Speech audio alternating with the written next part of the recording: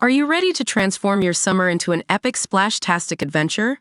Say goodbye to wasteful, single-use water balloons and hello to the ultimate in reusable, eco-friendly fun with reusable water balloons. Check out the link in the video description to get yours on Amazon today. President Joe Biden has finally conceded that he would quit the 2024 race for the White House if everyone says we want someone else.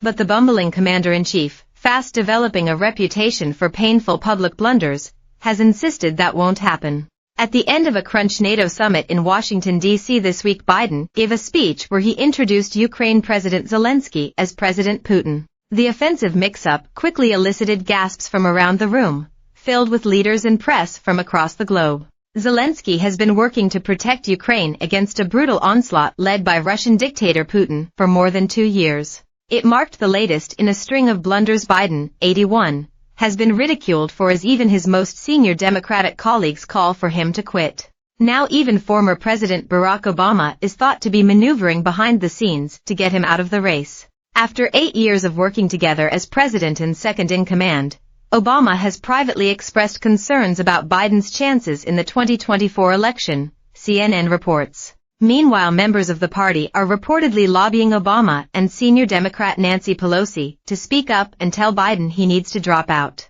Reports surfaced last week of an anonymous document titled "Unburdened by What Has Been, the Case for Kamala." Shared amongst Democrats, it lays out a detailed plan for replacing Biden with Vice President Kamala Harris. While speaking at a news conference yesterday, Biden was asked if he would give his blessing to Democratic colleagues if they choose to shift their support to another candidate. The question related to an official selection process for the Democratic presidential candidate, which will be finalized at their August convention. He said, "They're free to do whatever they want. Tomorrow, if all of a sudden I show up at the convention and everyone says we want someone else, that's the Democratic process," he admitted.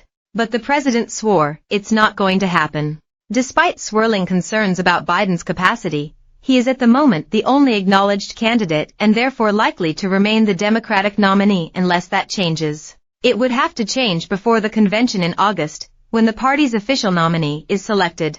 Thursday's news conference, dubbed the most important of his 52-year political career, was the president's attempt to quash concerns about his ability to run and win again. He spoke to press for around an hour and insisted, "I've got to finish this job," when pressed by reporters. Coming only hours after his Zelensky blunder, his attempts at standing firm may have been overshadowed. He also mixed up Kamala with former President Donald Trump, telling a journalist, "I wouldn't have picked Vice President Trump to be vice president if she wasn't qualified." Speaking to a huge crowd earlier on Thursday, Biden had said, "Now I want to hand over to the president of Ukraine, who has as much courage as he has determination." Ladies and gentlemen, President Putin. He tried to quickly course correct, saying going to beat President Putin, President Zelensky. "I am so focused on beating Putin, but the damage was done." A group of Biden's closest advisors and aides have reportedly become convinced that he will have to pull out, the New York Times reports. The paper spoke to 3 people briefed on the sensitive issue, who said the group of Biden's colleagues have been trying to come up with ways to convince him to step aside. Concerns about Biden's mental fitness hit a new level after a poor performance during his first presidential debate against Trump a few weeks ago. In an attempt to salvage his reputation afterwards, he told ABC that only the Lord Almighty could make him pull out of the race. Days ago, he also mistakenly called himself a black woman during a radio interview. The president also appeared to forget the name of Sir Keir Starmer after he became the new UK Prime Minister. CNN spoke to top House Democrats who dubbed Kamala a much safer alternative for the upcoming November race. One leader of a major Dem group, who is historically skeptical of Harris's capacity for success, said, "He's in such bad shape, but I've also had conversations with Democrats about her from some key groups that have been skeptical in the past who believe everyone will rally to her if she's